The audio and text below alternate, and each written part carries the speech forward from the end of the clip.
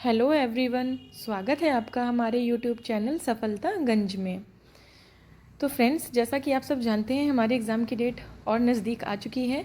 तो अब हम अपने करंट अफेयर्स के सेशन को स्टार्ट करेंगे। करंट अफेयर्स को पढ़ाने से पहले मैं आपको ये बताना चाहती हूँ कि मैंने अभी करंट अफेयर्स को बुलेट पॉइंट वाइज बनाया है। इसमें मैं आपको करंट अफेयर्स कराऊंगी और उससे जो रिलेटेड स्टैटिक जीके का थोड़ा पोर्शन है वो भी कराती चलूँगी। और एग्ज़ाम के कुछ दिन पहले 2-3 दिन पहले हम एक 100 to 150 क्वेश्चन की करंट अफेयर की वीडियो लाएंगे। उससे आप अपनी प्रैक्टिस भी कर सकते हैं।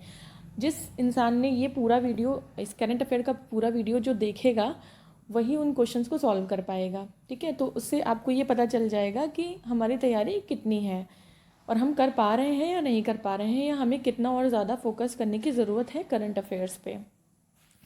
तो वीडियो को शुरू करने से पहले आपको पता है कि आपको क्या करना है। वीडियो को लाइक करना है, शेयर करना है एंड चैनल को सब्सक्राइब करना है, सो दैट ऐसे ही यूज़फुल कंटेंट हम आप तक लेकर आते रहें।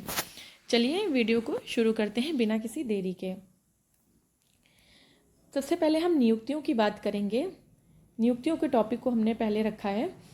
इम्पॉर्टेंट टॉपिक है नियुक्तियों का कि कौन कहाँ क्या नियुक्त हुआ है इस पूरे एक साल में, 2023 जनवरी 2023 से लेकर जनवरी 2024 तक। तो पहली नियुक्ति की हम बात करेंगे तो मुख्य न्यायाधीश सर्वोच्च न्यायालय, मतलब जो सुप्रीम कोर्ट है हमारा, सुप्रीम कोर्ट के जो CJI हैं, चीफ जस्टिस ऑफ इंडिया, वो कौन बने हैं? Justice DY Chandrachud. Justice DY Chandrachud जो हमारे बने हैं, ये 50वें नंबर के 50वें नंबर के CJI हैं हमारे। जब से हमारा सुप्रीम कोर्ट बना है तब से ये 50वें नंबर के CJI हैं। नेक्स्ट बात करेंगे हम अध्यक्ष राष्ट्रीय हरित न्यायाधिकरण। राष्ट्रीय हरित न्यायाधिकरण को हम बोलते हैं NGT। NGT का फुल फॉर्म है नेशनल ग्रीन ट्रिब्यूनल। अब ये नेशनल ग्रीन ट्रिब्यूनल है क्या? आंसर तो आपको दिख रहा होगा कि इसके अध्यक्ष बने हैं प्रकाश श्रीवास्तव, जस्टिस प्रकाश श्रीवास्तव हैं ये। पहले हम जान लें कि NGT है क्या। अब ये जैसे हमारे पास हाई कोर्ट है, सुप्रीम कोर्ट है, डिफरेंट डिफरेंट तरीके के मैटर्स होते हैं उनको सॉल्व करने के लिए। कभी प्रॉपर्टी का मैटर है, कभी मैरिज का मैटर है, या किसी भी चीज़ के मैटर को सॉल्व करने के लिए हमारे पास कोर्ट्स हैं, कोर्ट ऑफ लॉ है। बट जो इन्वायरमेंट होता है हमारा, पर्यावरण, ठीक है, जैसे आप किसी का एक्सीडेंट हुआ तो उसका एक विक्टिम होता है और एक जो है एक्यूज होता है। मतलब एक जिसके साथ अपराध हुआ होता है, एक जिसने अपराध किया होता है। लेकिन जब इन्वायरमेंट के साथ कुछ होता है, जब कोई छेड़छाड़ होती है, जो हमारा पर्यावरण है उसके साथ हम जब छेड़छाड़ करते हैं, तो उसके लिए तो हम किसी एक इंसान को एक्यूज़ नहीं कर सकते कि नहीं तुम ही ने पर्यावरण को ख़राब किया है, तुम ही ग्लोबल वार्मिंग के लिए ज़िम्मेदार हो। ऐसा तो हम नहीं कह सकते हैं, क्योंकि वो तो एक कलेक्टिव फिनोमिना है ना, बहुत सारे लोग मिलकर उसे करते हैं। तो हम किसी एक को सज़ा नहीं दे सकते हैं। तो नेशनल ग्रीन ट्रिब्यूनल क्या करता है कि पर्यावरण से संबंधित जितने भी मुद्दे होते हैं, ठीक है, उसे सॉल्व करने के लिए NGT के का रोल होता है उसमें। वो NGT के पास जाते हैं। जैसे कोई फैक्ट्री है, उस फैक्ट्री का एक ही ओनर होगा, वो फैक्ट्री किसी ओनर की होगी।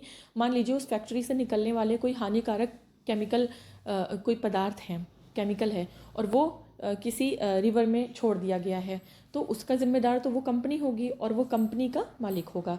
तो उसके खिलाफ अगर कोई एक्शन लेगा तो कौन लेगा? तो वो NGT लेगा। आगे समझ में? तो इस तरीके से NGT का काम है कि जो पर्यावरण से संबंधित मुद्दे होते हैं उनको निपटाना, उनको उनको सॉल्व करना NGT का काम होता है। नेक्स्ट है हमारा अर्जेंटीना के नए राष्ट्रपति कौन बने हैं। तो अर्जेंटीना के नए राष्ट्रपति बने हैं जेवियर माइली। अब अर्जेंटीना की बात करें तो अर्जेंटीना हमारा एक कंट्री है।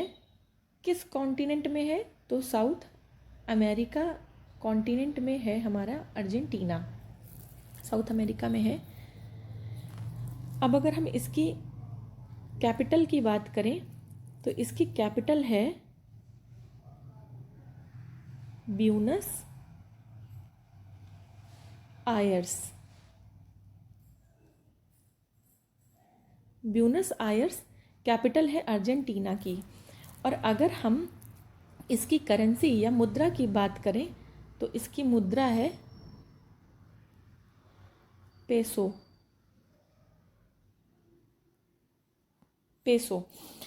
तो ये हो गया अर्जेंटीना के बारे में। अर्जेंटीना किस कॉन्टिनेंट में है? साउथ अमेरिका कॉन्टिनेंट में है या साउथ अमेरिका महाद्वीप में है। और इसकी जो कैपिटल है यानी जो राजधानी है वो ब्यूनस आयर्स है, और इसकी जो मुद्रा है या जो करेंसी है वो पेसो है। चलिए आगे बढ़ते हैं। नेक्स्ट हम बात करेंगे भारतीय निर्वाचन आयोग के राष्ट्रीय आइकॉन के रूप में किसे नियुक्त किया गया है। तो इसमें हमारे दो आंसर हैं। एक तो हमें दिख रहा है राजकुमार राव, जो कि एक्टर हैं। राजकुमार राव आप जानते होंगे। और प्लस हम इसमें लिख देंगे सचिन तेंदुलकर। इन दोनों को ही मुख्य भारतीय निर्वाचन आयोग के राष्ट्रीय आइकॉन के रूप में नियुक्त किया गया है। अगर आपको ऑप्शन में दोनों मिलते हैं और एक ऑप्शन मिलता है उपयुक्त दोनों, तो आप उपयुक्त दोनों पर टिक करेंगे।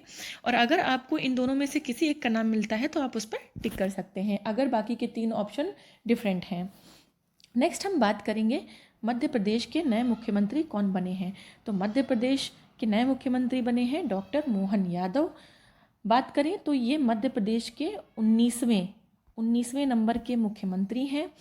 मध्य प्रदेश की राजधानी क्या है? मध्य प्रदेश की राजधानी है हमारी भोपाल। आपको पता होगा, नहीं पता है तो नोट कर लीजिए। किस पार्टी से बिलोंग करते हैं? बीजेपी से बिलोंग करते हैं, भारतीय जनता पार्टी से बिलोंग करते हैं।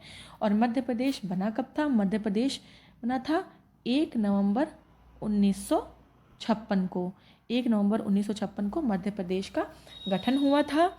डॉक्टर मोहन यादव अभी करंट मुख्यमंत्री बने हैं, वहाँ पे 19वें नंबर के हैं। मध्य प्रदेश की राजधानी भोपाल है। Doctor Mohan Yadav BJP party से बिलोंग करते हैं और 1 नवंबर 1956 को मध्य प्रदेश का गठन हुआ था। नेक्स्ट है हमारा स्लोवाकिया के प्रधानमंत्री कौन बने हैं। तो स्लोवाकिया के प्रधानमंत्री बने हैं रॉबर्ट फीको। स्लोवाकिया की बात करें तो स्लोवाकिया गणराज्य में है। और स्लोवाकिया की जो कैपिटल है यानी जो राजधानी है, राजधानी की बात करें तो ब्रातिस्लावा है। ब्रातिस्लावा इसकी कैपिटल ब्रातिस्लावा है। और इसकी जो करेंसी है वो यूरो है, क्योंकि जो स्लोवाकिया गणराज्य है वो कहाँ है? यूरोप कॉन्टिनेंट में है या यूरोप महाद्वीप में है। नेक्स्ट हम बात करेंगे ओपन एआई के सीईओ कौन बने हैं। तो ओपन एआई के सीईओ बने हैं सैम ऑल्टमैन।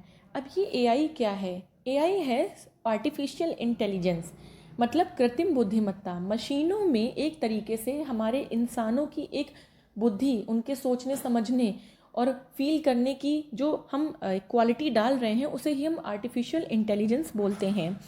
ओपन एआई की बात करें तो ओपन एआई की स्थापना हुई थी इस कंपनी की 2015 में इसकी स्थापना हुई थी। और इसका जो हेडक्वार्टर है या मुख्यालय कह लें तो इसका हेडक्वार्टर है हमारा सैन फ्रांसिस्को यूएसए में है। अमेरिका में सैन फ्रांसिस्को में इसका मुख्यालय है और इसकी स्थापना 2015 में हुई थी। तो इस कंपनी की स्थापना हुई क्यों? तो आर्टिफिशियल इंटेलिजेंस से जुड़ी जो परियोजनाएं हैं उन पर रिसर्च करने के लिए कि अगर हम ये सॉफ्टवेयर बना रहे हैं या ये ऐप बना रहे हैं एआई का, तो वो कैसे काम करेगा, सही काम करेगा, उस पर रिसर्च करने के लिए इस कंपनी को बनाया गया। नेक्स्ट बात करेंगे भारतीय वाणिज्य एवं उद्योग महासंघ फिक्की के नए अध्यक्ष कौन बने हैं। तो फिक्की के नए अध्यक्ष बने हैं अनीश शाह। फिक्की के बारे में बात करें तो फिक्की की स्थापना जो हुई थी, इसकी स्थापना हुई थी 1927 में। और इसका जो हेडक्वार्टर है यानी मुख्यालय है वो न्यू दिल्ली में है। ये स्टैटिक जीके का पार्ट है। इसकी स्थापना 1927 में हुई थी और इसका हेडक्वार्टर न्यू दिल्ली में है। नेक्स्ट हम बात करेंगे BIMSTEC, very very important, static के लिए भी और करंट के लिए भी। बीमस्टेक के नए महासचिव कौन बने हैं? तो ये बने हैं अरिंदम बागची। बीमस्टेक की अगर हम बात करें तो बीमस्टेक का फुल फॉर्म क्या है? बीमस्टेक का फुल फॉर्म है, ध्यान से सुनिएगा और नोट भी करिएगा, Bay of Bengal initiative for multi sectoral technical and economic cooperation. ठीक है, ध्यान से सुना आपने, Bay of Bengal initiative for multi sectoral technical and economic cooperation. इसकी स्थापना की बात करें तो इसकी स्थापना हुई 6 जून 1997 में। तो बीमस्टेक की स्थापना 6 जून 1997 को हुई। अब इसमें कितने सदस्य हैं? बीमस्टेक में 7 सदस्य हैं। ये जो सदस्य हैं बीमस्टेक के, ये सार्क के सदस्य से थोड़ा सा डिफरेंट हैं। इसके सदस्यों के नाम हैं India, Bangladesh, Myanmar, Thailand, Bhutan and आपका नेपाल एंड श्रीलंका। ये 7 सदस्य हैं बीमस्टेक के। ओके, नेक्स्ट हम बात करेंगे नियंत्रक एवं महालेखा परीक्षक यानी कैग किसे नियुक्त किया गया? तो कैग नियुक्त किया गया है गिरीश चंद्र मुर्मू जी को। कैग की बात करें तो कैग हमारा संविधान के अनुच्छेद यानी आर्टिकल 148 में इसका वर्णन है कि भारत देश का एक नियंत्रक एवं महालेखा परीक्षक होगा। कैग का काम क्या है? कैग हमारा बेसिकली भारत देश का अकाउंटेंट है। ये हमारा सारा लेखा जोखा रखते हैं, अकाउंटेंट है, इन्हें हम कैग बोलते हैं। नेक्स्ट बात करें तो राजस्थान के नए मुख्यमंत्री कौन बने हैं? तो राजस्थान के नए मुख्यमंत्री बने हैं भजन लाल शर्मा जी। भजन लाल शर्मा राजस्थान के 14वें नंबर के मुख्यमंत्री बने हैं और ये बीजेपी पार्टी से बिलोंग करते हैं, यानी भारतीय जनता पार्टी से बिलोंग करते हैं। बात करें राजस्थान की तो राजस्थान की राजधानी है हमारी जयपुर और यहाँ के इस समय जो राज्यपाल हैं वो हैं कलराज मिश्र। कलराज मिश्र यहाँ के राज्यपाल हैं। नेक्स्ट है हमारा न्यूजीलैंड के नए प्रधानमंत्री कौन बने हैं? तो न्यूजीलैंड के नए प्रधानमंत्री बने हैं क्रिस्टोफर लक्सन। न्यूजीलैंड के बारे में बात करें तो न्यूजीलैंड हमारा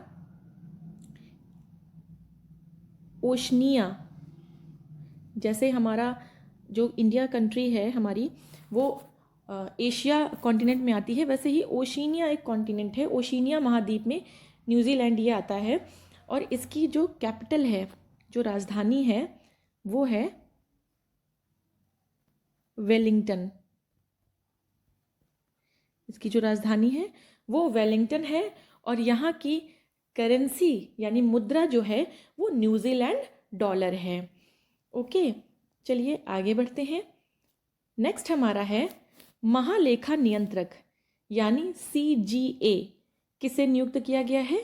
तो CGA नियुक्त किया गया है SS दुबे। अब CGA हमारे संविधान के अनुच्छेद यानी आर्टिकल 150 में इसका उल्लेख है कि भारत सरकार का एक महालेखा नियंत्रक होगा। CGA का मतलब है कि एक ऐसा पर्सन होगा जो भारत सरकार को एक एडवाइज़र की तरह उनके लिए काम करेगा और एडवाइस देगा जितने भी अकाउंटिंग के, जितने भी लेखा के जो मैटर्स होते हैं उन पर एडवाइस देता है। एडवाइज़र होता है भारत सरकार का, यानी यूनियन गवर्नमेंट का एडवाइज़र होता है। नेक्स्ट है हमारा चीफ ऑफ डिफेंस स्टाफ यानी कि CDS कौन बने हैं? तो ये बने हैं lieutenant general Anil Chauhan. CDS की बात करें तो हमारे जो पहले CDS थे फर्स्ट वो थे जनरल बिपिन रावत। 2021 में ये नहीं रहे, इनका प्लेन क्रैश हो गया था और ये नहीं रहे। जनरल बिपिन रावत हमारे पहले CDS थे। 2021 में इनका प्लेन क्रैश हुआ और इनकी डेथ हो गई। नेक्स्ट हमारे जो CDS बने हैं वो लेफ्टिनेंट जनरल अनिल चौहान बने हैं। अब चीफ ऑफ डिफेंस स्टाफ यानी CDS है क्या? हमारे पास 3 सेनाएं हैं, 3 तरीके की। एक है हमारी आर्मी, एक है हमारी एयरफोर्स, एक है हमारी नेवी, यानी कि एक हमारी जल सेना है, एक थल सेना है और एक वायु सेना है। उन तीनों ही सेनाओं का जो सबसे प्रमुख होता है, तीनों सेनाओं का एक प्रमुख, हर सेना का एक अलग अलग प्रमुख भी है, और इन तीनों सेनाओं को मिलाकर जो सबसे प्रमुख होता है, जो तीनों सेनाओं को हैंडल करता है या तीनों पर नज़र रखता है या ऑर्डर देता है, कमांड करता है, वो होता है CDS यानी कि chief of defence staff. Defence force, चाहे वो कोई भी फोर्स हो, एयरफोर्स हो, मिलिट्री हो या नेवी हो, सारी ही तीनों ही फोर्स का जो मेजर है वो CDS होता है, यानी चीफ ऑफ डिफेंस स्टाफ है। नेक्स्ट बात करेंगे केंद्रीय सतर्कता आयुक्त यानी कि सेंट्रल विजिलेंस कमीशन में के कमिश्नर को नियुक्त किया गया है। ये है Praveen Kumar Srivastava. Central vigilance commissioner नियुक्त किया गया है प्रवीण कुमार श्रीवास्तव को। नेक्स्ट हम बात करेंगे निदेशक केंद्रीय जांच ब्यूरो यानी कि CBI central bureau of investigation के निदेशक के रूप में किन्हें नियुक्त किया गया है? ये नियुक्त किया गया है प्रवीण सूद को। नेक्स्ट है हमारी प्रमुख research and analysis wing raw के प्रमुख को किसे नियुक्त किया गया है? तो ये किया गया है रवि सिन्हा को। अब रॉ क्या है? रॉ हमारे भारत की खुफिया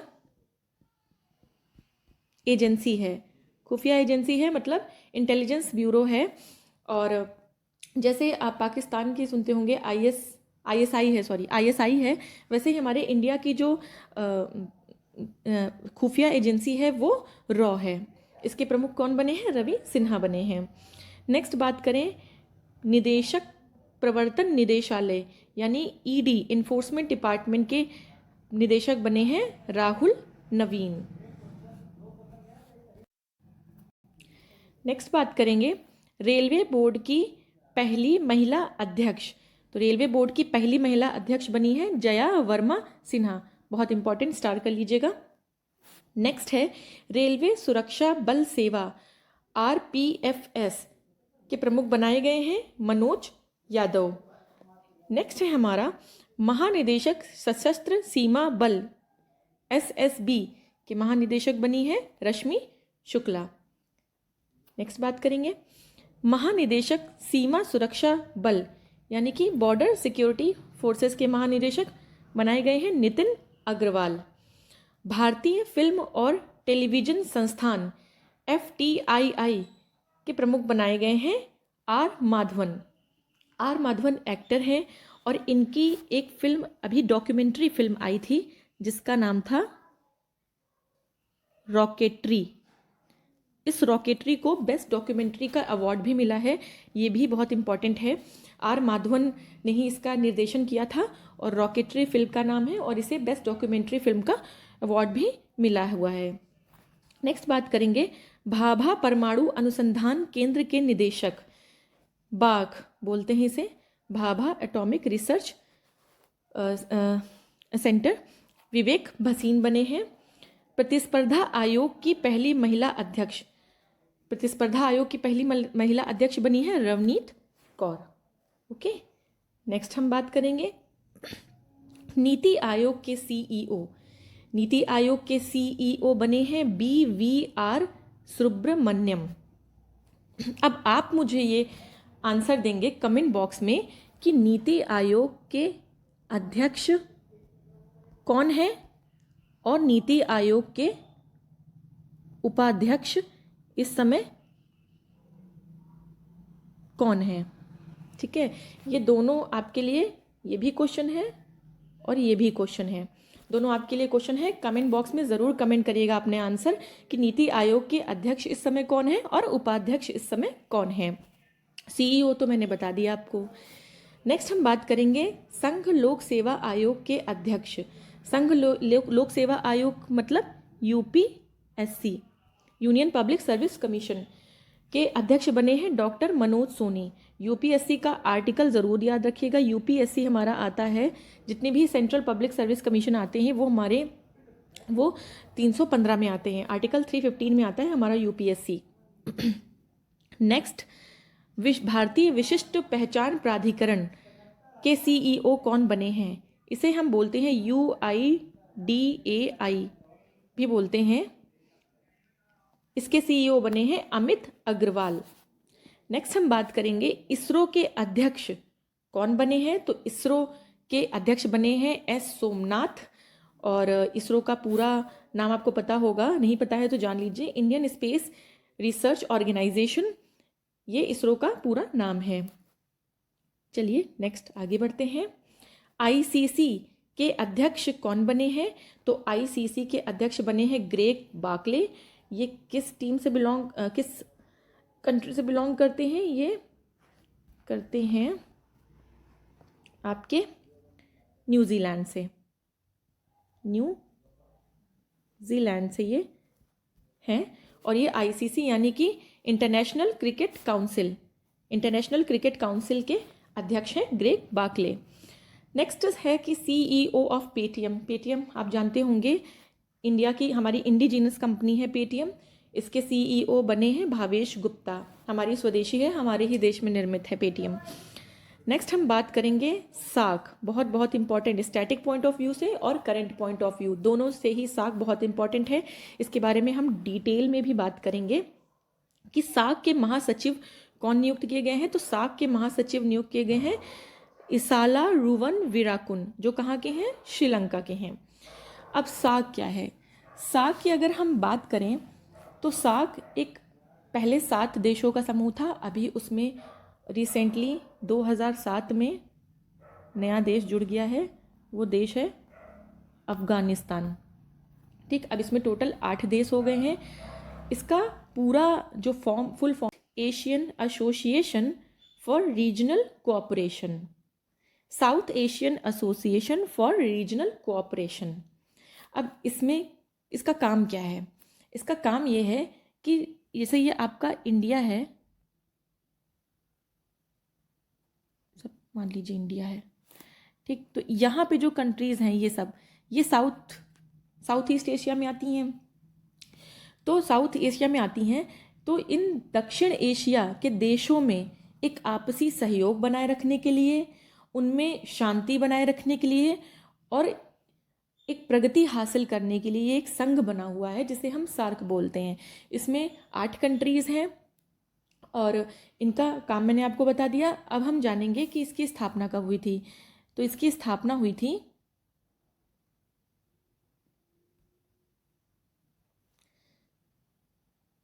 8 दिसंबर 1985 को इसकी स्थापना हुई थी। सार्क की स्थापना 8 दिसंबर 1985 को हुई थी। इसका जो मुख्यालय है वो काठमांडू नेपाल में है। इसका मुख्यालय नेपाल काठमांडू में है। स्थापना 8 दिसंबर 1985 को हुई थी। पूरा नाम क्या है? South Asian association for regional cooperation.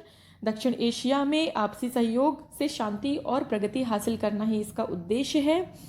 और अब इसमें जो शामिल सदस्य हैं उनके नाम जान लीजिए आप।